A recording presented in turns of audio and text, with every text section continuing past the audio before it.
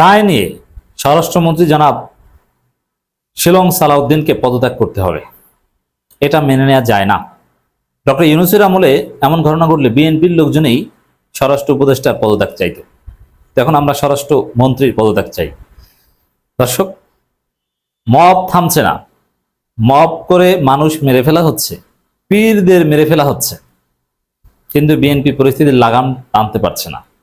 চাঁদাবাজি এক বিন্দু পরিমাণও থামাতে পারছে না, বরং চাঁদাবাজি এমন শিল্পে পরিণত হয়েছে, মানবিক ডাক্তার, হাজারো কিডনি প্রতিস্থাপনকারী এবং একটা বিরাট অংশে ফ্রি ডাক্তার কামরুল ইসলামের কাছেও চাঁদা চাইছে।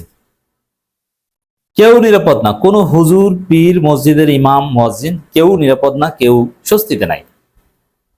মসজিদে বিএনপির অশিক্ষিত পান্ডারা বাধা দেয় খতিবকে এবং সেখানে মব সৃষ্টি করে। এই মবের মুল্লুক, সংসদ হচ্ছে মগের মুল্লুক, কারণ সংসদে যা ইচ্ছা বিএনপি তা করছে, যে বিল মন চায় বাতিল করে, যে বিল মন চায় পাশ করে, এবং যে বিলের যে জায়গায় সংশোধন করতে মন চায় সংশোধন করে। কোনো জনগণের কাছে জবাবদিহিতা বা এরকম কোনো বালাই নেই, যা মন চায় সেটা করে।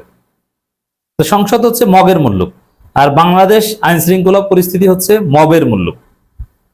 ভয়াবহ মব হচ্ছে, কিন্তু বিএনপি সরকারের টনক নড়ছে না, কারণ স্বরাষ্ট্রমন্ত্রী সালাউদ্দিন আহমেদের তো এগুলোর দিকে নজর নাই। তার নজর ওই শিলং থেকে কি শিখে এসেছেন, ৭২ সংবিধানের পক্ষে কি বলতে হবে ওই দিকে। ওই শিলংয়ে থাকা অবস্থায় যে শিট লিখেছেন, নোট করেছিলেন রয় ট্রেনিং এর সময়, ওই নোট মুখস্থ করে সংসদে ওই বিষয়ে বক্তব্য দেন। এর বাইরে কোনো কাজ তার নাই, এজন্যই এই ভয়াবহ অবস্থা। ঠিক আছে, সালাউদ্দিন আহমেদকে সরিয়ে দেন, স্বরাষ্ট্রমন্ত্রী আলতাফ হোসেন চৌধুরীকে করেন, আমরা ওয়েলকাম করব। বিএনপি ক্ষমতায়, স্বরাষ্ট্রমন্ত্রী তো আর জামাতের হবে না, বিএনপিরই হবে। আলতাফ হোসেন চৌধুরীর মতো ভালো লোককে করুন, গতিশীল লোককে করুন, যে তার আসল কাজে ফোকাস করতে পারবে, যার অভিজ্ঞতা আছে, এবং যে অস্বীকারের এবং বাটপারের রাজনীতি করবে না, যিনি দায় নিতে জানেন। দর্শক, এই সালাউদ্দিন আহমেদ দায়িত্ব নিয়ে বলেছিলেন স্বরাষ্ট্রমন্ত্রী হওয়ার পর যে এখন থেকে দেশে কোনো মব চলবে না, জিরো টলারেন্স। অথচ আমরা প্রতিনিয়ত মব দেখছি, এবং এই মবগুলোর সাথে সামাজিকভাবে পাওয়ারফুল যারা, বিশেষ করে এই মুহূর্তে পাওয়ারফুল বিএনপি, তারাই জড়িত। ঢাকা বিশ্ববিদ্যালয়ে মব হয়, শাহবাগে মব হয়, কুষ্টিয়ায় মব হয়, ময়মনসিংহে মব হয়, এখনো মাজারে হামলা হয়, এখনো বাউলদের উপর হামলা হয়, মাজারের গানের অনুষ্ঠান বন্ধ করে দেওয়া হয়, এবং তার সাথে বিএনপির এসপিরাই জড়িত, অথচ এর বিরুদ্ধে কিছুই করতে পারছে না। এটা তো মবের মুল্লুক। কুষ্টিয়ায় আস্তানায় ভাঙচুর, আগুন, পীরকে পিটিয়ে হত্যা। কোন দেশে আমরা বাস করছি? কোন অসভ্য দেশে, যে কোনো একটা দরবারে হোক, সেটা আমাদের কাছে ধর্মীয়ভাবে অগ্রহণযোগ্য দরবার, কোন দরবারে কথিত তাওহীদি জনতা বা কথিত লোকজন, ওটা খুঁজলে দেখবেন সব বিএনপি। সে রামুর বৌদ্ধ মন্দিরে হামলার সাথে সবচেয়ে বেশি লোক জড়িত ছিল বিএনপির, তারপরে আওয়ামী লীগের, জামাতের কেউ ছিলই না। সামাজিকভাবে যারা পাওয়ারফুল তারা এ ধরনের ভাঙচুরের ঘটনা ঘটায়। ভাঙচুর করতে, হামলা করতে সামাজিক পাওয়ার লাগে, হত্যা করতে পাওয়ার লাগে। এটা এটা কার আছে এই পাওয়ার? এটা বিএনপির লোকজনের এখন আছে, তারা এই কাজ করছে।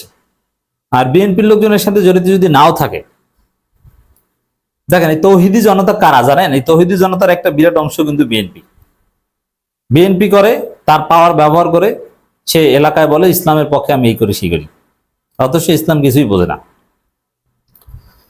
যদি বিএনপির লোক জড়িত নাও থাকে, এই যে কুষ্টিয়ায় আস্তানায় ভাঙচুর, আগুন, কথিত পীরকে পিটি হত্যা, এটা বিএনপির যে বিচারহীনতার সংস্কৃতি, যে মব করলে কোনো সমস্যা নাই বরং মবকে অস্বীকার করা হয়, তার থেকে এটা সৃষ্টি হয়েছে। মব করার সাহস মানুষ কখন পায়? যে মব করলে কিছুই হয় না, মব করলে বরং হিট হওয়া যায়, মব করলে বরং তাকে আর গ্লোরিফাই করা হয়, তার ভাব বাড়ে, দেখেছো আমি অমুক জায়গায় মেরে এসেছি, আমার নেতৃত্বে এই সেই হয়েছে। যদি এরকম হতো যে বিএনপির হোক আর যে হোক মব করলে তাকে জেলে যেতে হবে, তাহলে এই ধরনের ঘটনা কেউ সাহস করে না। আইন নিজের হাতে তুলে নিলে তাকে জেলে যেতে হবে, এরকম এটা যদি এস্টাবলিশড হতো সোসাইটিতে, তাহলে বিএনপি কিছুতেই, সাধারণ জনগণও কেউ এ ধরনের মব ঘটাতে সাহস পেত না।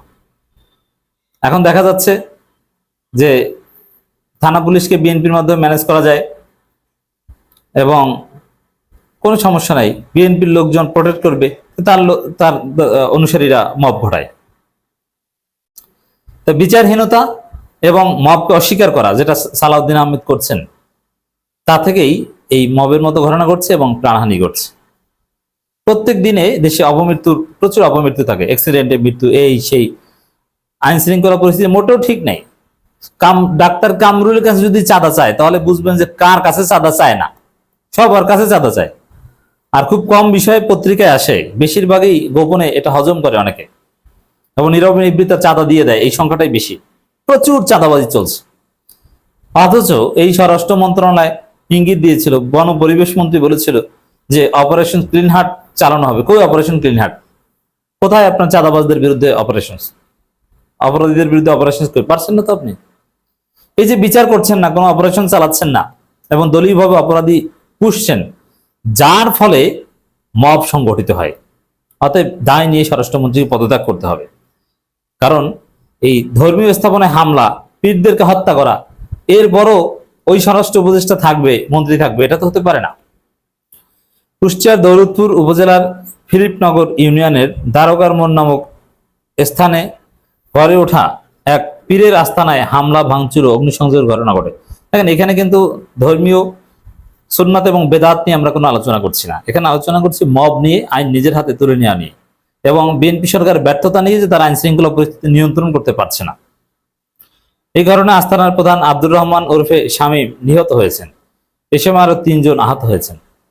এর মানে যারা সংখ্যালঘু ধর্মচর্চাকারী, তাদের এদেশের বেঁচে থাকার অধিকার নাই, বিএনপি তাদের জীবনে নিরাপত্তা দিতে পারে নাই। অথচ এই ধরনের মৃত্যুর ঘটনা ইউনূসের আমলে হলে ইউনূসের 14 গোষ্ঠী এতক্ষণে উদ্ধার করত, আর বিএনপির আমলে এই ধরনের ঘটনা ঘটে, পীরকে হত্যা করা হয়, বিএনপির দখলকৃত মিডিয়াগুলো কোনো কথা বলে না, সরকারকে জবাবদিহিতার মুখে আনতে চায় না যে আপনারা মব থামাতে কি করছেন, এই প্রশ্ন করছে না।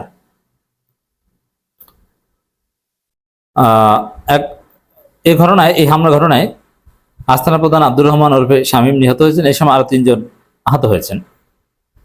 কোরআন শরীফ অবমাননার অভিযোগে কেন্দ্র করে এই হামলা ঘটনা ঘটেছে বলে স্থানীয়রা জানিয়েছে। আইন নিজের হাতে তুলে নিয়ে তো আপনার কাজ না। স্থানীয়রা জানান, শনিবার 11 এপ্রিল সকাল থেকেই সামাজিক যোগাযোগ মাধ্যমে একটি ভিডিও ছড়িয়ে পড়ে, যেখানে কথিত পীর শামীমকে একটা অনুষ্ঠানে কোরআন শরীফ সম্পর্কে অবমাননাকর বক্তব্য দিতে দেখা যায় বলে অভিযোগ। ঠিক আছে, শামীম খারাপ, ওই পীরের দরবার খারাপ, এরা সবাই গাঁজাখোর, সব মেনে নিলাম, কিন্তু আইন নিজের হাতে তুলে নিয়ে তাদেরকে ধরা হবে কেন? ধরতে হলে পুলিশ, র্যাব, আইন শৃঙ্খলা পরিস্থিতি রক্ষাকারী বাহিনী ধরবে।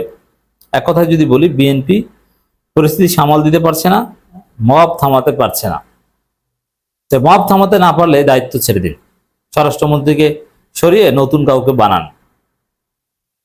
এই সালাউদ্দিনকে সরিয়ে স্বরাষ্ট্রমন্ত্রী বানানো যেতে পারে বর্ষিয়ান রাজনীতিবিদ আলতাফ হোসেন চৌধুরীকে।